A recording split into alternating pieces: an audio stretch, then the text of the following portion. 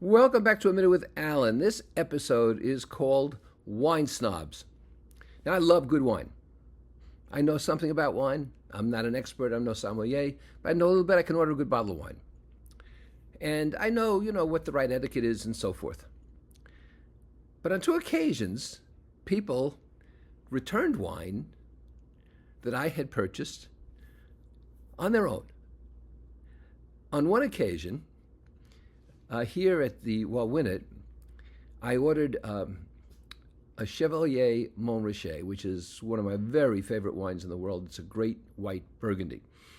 And the sommelier is a woman, which was unusual at the time, brought it over. And she did her thing, with the cork and all this. And, you're not supposed to smell a cork, by the way. You just look to see if it's wet on the inside, meaning that air has gotten in. If people smell the cork, I don't know, maybe they think it's cocaine.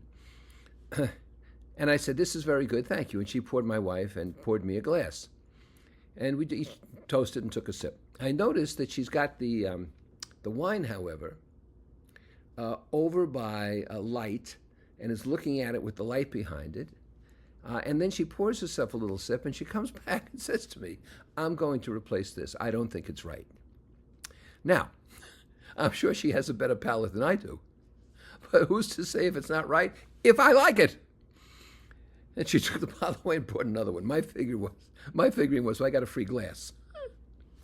On another occasion, however, where I nearly committed murder, I had a group from a session I was running, the $1 Million Consulting College, at the White Horse Tavern in Newport. Historic place. I think it's the oldest continuing operating restaurant and tavern in the country.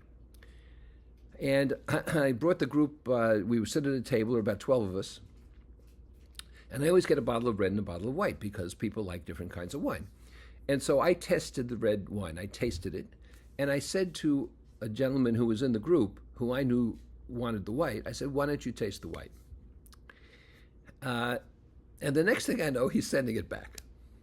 So I had been there many times and I knew the waiter. And we looked at each other. And he went like this, meaning, "Don't worry," because they can send wine back and get credit for it. But I suspect there was nothing wrong with that wine, and I also think that if he felt it should be sent back, he should have asked me to try it. But that's wine snobbery at its best. It's trying to show that you know maybe more than you do. You know how many bottles of wine I've sent back in my history of drinking wine, which is probably 50 years? Zero.